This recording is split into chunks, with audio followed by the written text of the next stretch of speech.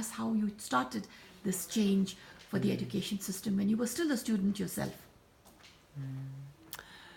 So yeah, just as I was saying, after I had this experience of teaching students to fund my own education, I decided to bring reforms in the government school system. And after my engineering degree, I went back, and uh, in the beginning we started again teaching students in 10th grade who were facing challenges, but soon we realized that we can't be doing this bandage work, repairing broken pieces. If we did that, we'd be doing it for another 5 decades, and the system will keep producing broken products for us to repair.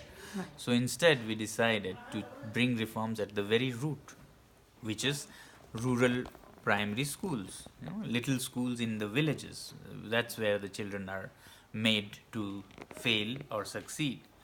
So that's when we launched this movement to bring reforms in village schools. Now, that was very successful, and it took the pass percentage, success rate, from 5% to 75, in a decade or so. Amazing. After that, we started focusing on those who still failed, because why should anybody come out with feeling of failure after spending 15 years of their life? In school. And for them, we started a special school, which was all about teaching experientially, hands-on, using more senses than just eyes and ears, Right. like classroom lectures. We Right. wanted it to become unforgettable, where they can touch and do things. And that led to this school, which is all about engaging young people in solving problems, using what they learn in their curriculum to applications that can help people in their lives. So And they started it from the time they were in primary school or middle school? this was for 10th grade 10th grade, students. yes. So we started a school for those who would fail the school, their system. So this was therefore a school which had as its admission criteria not percentage, not marks, but failure. Yeah. Amazing. So, and with them, while teaching math, science, etc., we would apply it to solve problems. So, for solving the problem of cold winters, we, together with the students, applied the chapter on heat in high school science to build buildings that would stay warm in winters using this energy from the sun. So these are passive solar mud buildings which stay at plus 15 in minus 15 outside. Similarly, for water problems, we developed this ice stupa, which is a way to store water that goes waste in winter in the form of ice cones, which do not melt like other ice on the ground because of this geometric shape, a cone. It stays till June. June So is up when to you what need temperature? water. Up to what temperatures do they stay? Yeah, so I'm saying June. Okay. June, May and June is when people need water in The hottest months. early spring, and that's what they stay up to. Temperatures would be like 25, 30. So ice, imagine staying in 25 degrees. Yeah. Almost defying physics. And Yes, but you can explain it with geometry, and Yes. you will find many videos explaining how it is made and how it stays that long. So it was a breakthrough for us to apply high school geometry that we studied, that we memorized, that bothers us. Certain shapes have low surface area for the volume, and to keep it from sun melting it, you have to reduce the surface area. Sun needs surface area to melt, Yes. and farmers need volume of water. It's making So, sense even to me. Yeah. So that's how the ice cones came to be made at this school, where we try to apply what they learn to real life problems. And that's being used now commercially. Commercially, I wouldn't say. It's still being advanced piloted. Even after that, I'm more keen on helping people in villages do it themselves. And you're seeing real results from it. Yeah. We have done plantations that are doing great. I saw those Just pictures. using that water from the ice. Yes. And now, how far have you gone in this reformatory and changing the system in the education system of these so-called failures, as you say, which means it's leaving no child out of the system. Yes. So, our work in normal schools, we have handed over back to the government, which is who should be running it. We focus on the failures. Yeah. So at this school, they've come out like with great colors, because those who fail and are rejected have become stars in their own ways. So I was just telling that one student who had failed 5 times became a journalist and then the education minister of the region. Wow. Yeah, so another who had failed 4 times has become an internationally known filmmaker. Likewise, there are many who do their own things now. And there were different reasons why they failed, not Yeah. Sometimes there were socio-economic, possibly. all kinds Personal, of different yes. reasons. I'm not at all surprised by people who don't fit into this system, because this system is at fault. Exactly. It's not natural for humans to sit in a classroom for 8 hours listening to somebody's lecture. In history, in evolution, we have never learned this way. No. Ever. Only in the last 300 years we have this factory schooling system. Factory So school. no wonder that some people don't fit, and they should not be blamed. No, but it's amazing that the state education system allowed you to experiment in a way, and have they absorbed what they've learned from you into their system Well, in any it's form? two levels of experiment we do. One that the government can replicate in government schools. Governments can't take radical steps. Exactly. So within the limit of government norms, we have done in the government schools. Then more radical ones we do at this campus, and we don't expect most of them to be replicated by the government. They don't understand. But what we are now working on is to scale up this experience with the alternative school to a university, an alternative university which is contextual to the needs of the surroundings. Like here in the mountains, it should address the needs of mountain people, and secondly, it should engage the students, through experiential learning. So this will be a university where young people will apply what they learn. 70% of their time should be outdoors, applying, doing things that solve the problems of people in the mountains, in this case. So we are working on, like, if it is School of Sustainable Tourism, then it will be young people engaged in running tourism projects, running high-end hotels at the university. So the university will run these enterprises. Like that in other departments also, where their knowledge is applied, and when you apply knowledge hands-on, and these are young people in their 20s, they are very capable, then you produce wealth. When you run a tourism program, run a hotel, this will earn, and that earning can run the university. Therefore students need not be charged fees. Oh, fantastic. So our vision is a university where students pay not in cash currency, but in imagination and sweat. They'll work, and working and doing is the best way of learning. So therefore you get all dimensions. And the revenue comes from the success in running these prototypes enterprise. that you teach them, enterprises. Yes. Fantastic. So, but basically at the moment, this wonderful experiment is mainly for mountainous regions.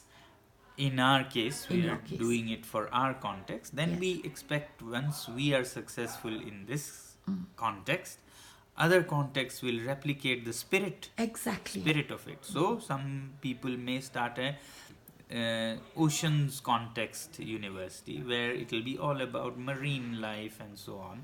This one happens to be high Himalayas. Yes. Sikkim could adapt and adopt a mid-hills context approach. Yes, and it could go even into Europe, Yeah. into South America, Africa. Yes, And but would it, when it goes in that form? I mean, we always look at Finland as being the ultimate, the best education system, which have really succeeded. But yours seems to be another seminal one. So it could even overtake in the, because not one size fits all. So Swedish system may not fit into yours. Seems to be very applicable to environment, far more and more in sync with how we humans are. We humans are more practical. Yes. In 6 million years of evolution, we have never sat in a room listening. We have always been engaging out in wild nature. As hunter-gatherers, we were always in forest. Our children were learning while with their parents, Yes. hunting, gathering in forests. As farmers later, they were always active on the field. Yes. It's only in the last 300 years that they have been caged in a room and taught. Exactly. So therefore, it will be more in sync if we engage them in real life. So in a way, you're liberating the children from the classrooms, Exactly. From you the- could say. you Yeah, know. yeah. and that's how they're learning so much faster. And producing, not just learning, but Yeah. actually applying, producing. Exactly. And when they produce wealth, then why charge them fees? And if you don't charge them fees, then rich or poor doesn't matter. Everybody has Just imagination. leveling the playing field completely in one go. Yes. Amazing concept. So would you then franchise out this concept, because it is actually yours, your own? Well, It's we'd like to help people replicate it. So the university will actually have a cell or a school, the School of Education, which will actively work on spreading it to other contexts, to people who are passionate about their regions. You need a person who is passionate also to Yes. push something that is not so simple as a formula. Yeah, it's not formulaic. That's true. So one formula can be sold just like that. It's a commodity after a while. This is not a commodity. It can never be. But so in that case, you would also have to train teachers, wouldn't you? Yes, For so this therefore system. this School of Education will take care of that. And again. that is where I think you can't have it free. People would have to pay for this kind of learning, wouldn't they? Teachers from other countries or other places. Yeah, we are not yet very clear. What we think is that for at least for students from the region, we should try and make it free. Free. Yeah, those who come from other places, depending on the context again, maybe they could be charged and maybe not. If we are able to make an enterprise run that sustains the university, we have no reason to charge the students. Fantastic. I mean, it's quite mind-boggling even as I interview you. Then where do you go? What's your next step? This is the next step you said is university Yeah. from the school. But this is one institution. Would you be taking the similar one all over Ladakh and maybe the high regions of Jammu and Kashmir? This university actually is for mountains. So it could. Mountains from any part of the world actually. Although slowly we would like that the people who come here to study take the idea back and maybe Adapt open- it to their environment Exactly, in the next phase. in the next phase. Yes. Have you got any teachers coming from other countries or learners coming from other countries now? There's a lot of interest because this is a very new project. The that school was we've- started when? Yeah, school is 22 years old. And when is the university going to start? This coming 2018, we'll start with a very small batch Wow. and then grow exponentially. So it may start with 20. With the and then- same boys from this, or children, or not I shouldn't say necessarily, boys, no. I mean students. Yeah, no, it need not be. It can have people from other parts of Himalayas also, and All right. some may be same. Speaking of which, I inadvertently said boys. I meant students, what proportion of your students currently are girls? In Ladakh, it's always more girls in education. Yeah. Why is that? It's good and bad. It's also because boys have opportunities, you could say, in army and paramilitary and so on, where girls don't go. So they study more.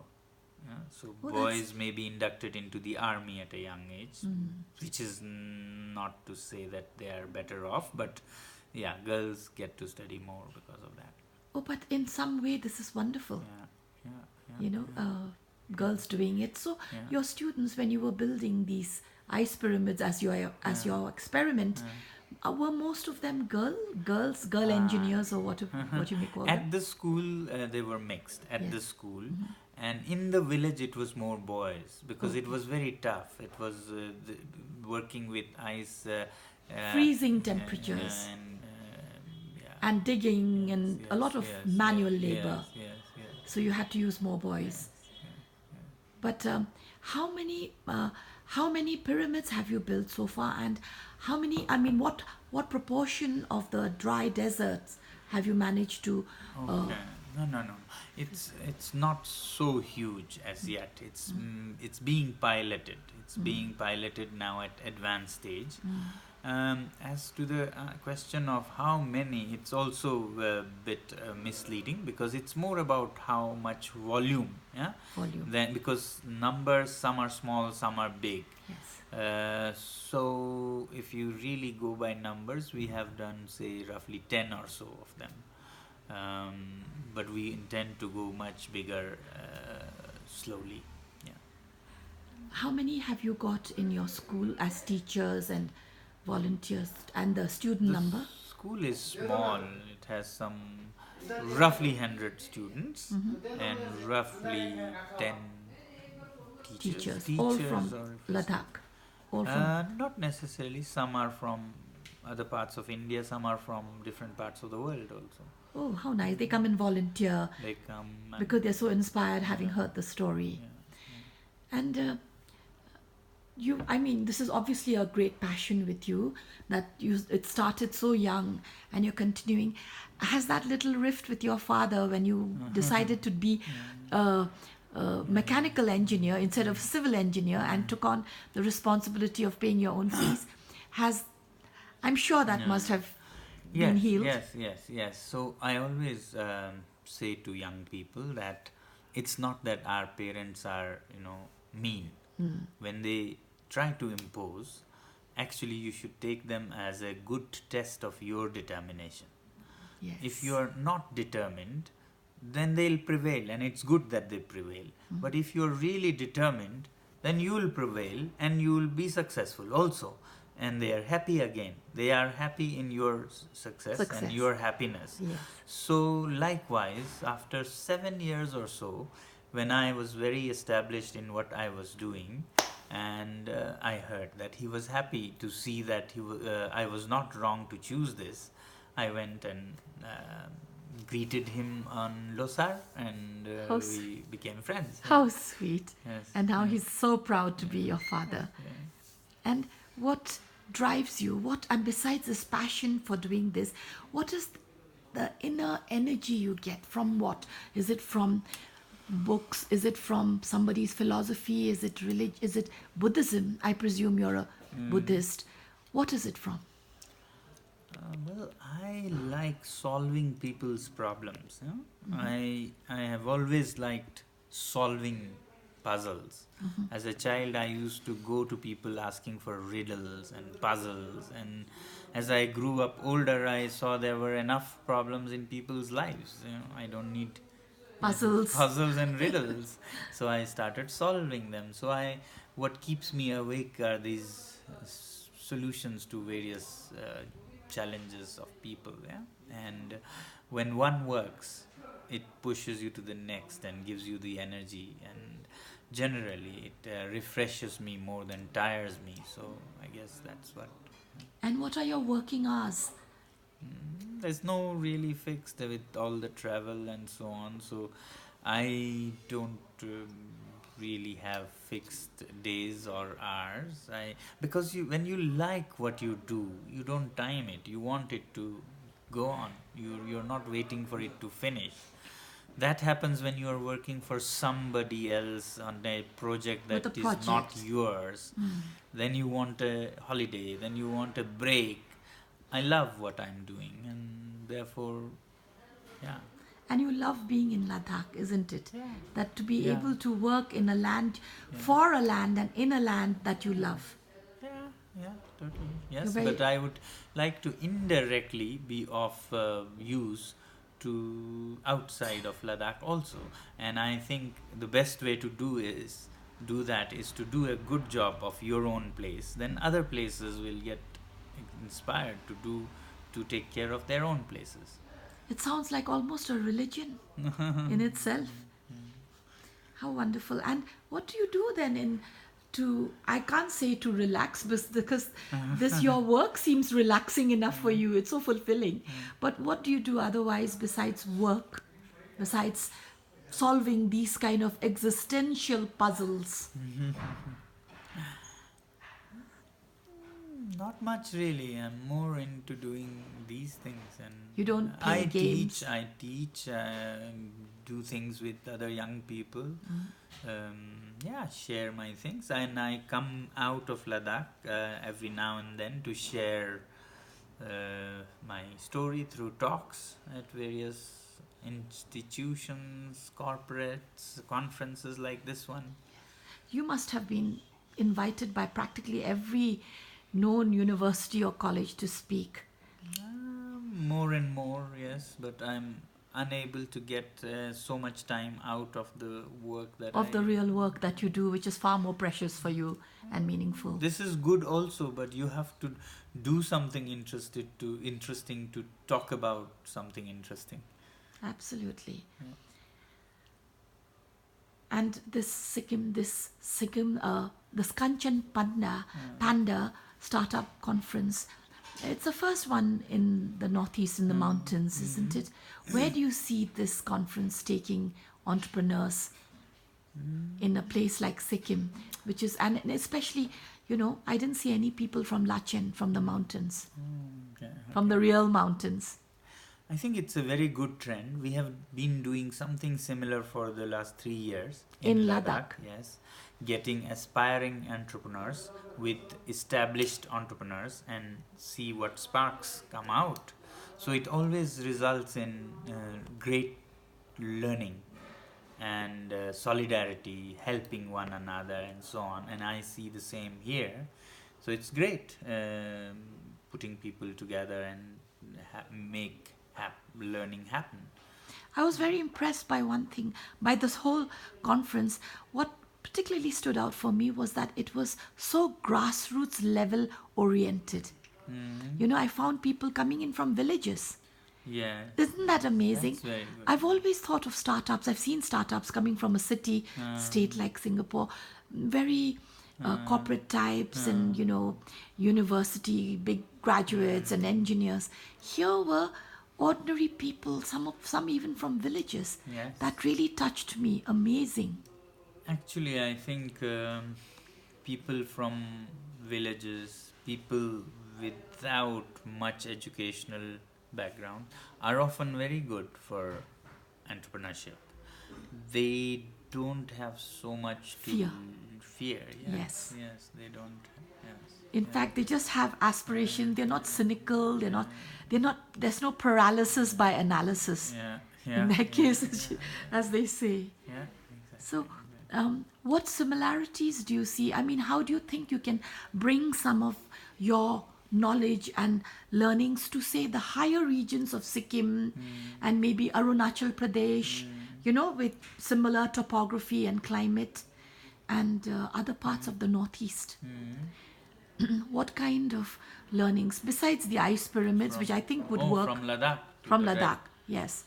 I think the ice pyramids would definitely work in some parts of Sikkim, wouldn't Yeah, they? yeah, yeah, yeah, yeah. Northern Sikkim, yes, definitely, yes. And as for the mountain hospitality business, Yeah. you're already working on that? Yeah, yeah, yeah. So, tourism, when it is chaotic, can do a lot of damage. To manage it well, then becomes a great asset.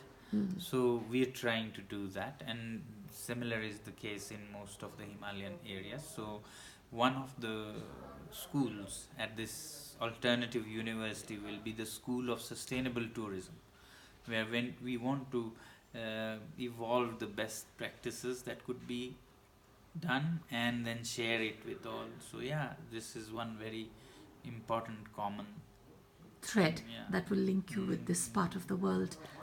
Yeah.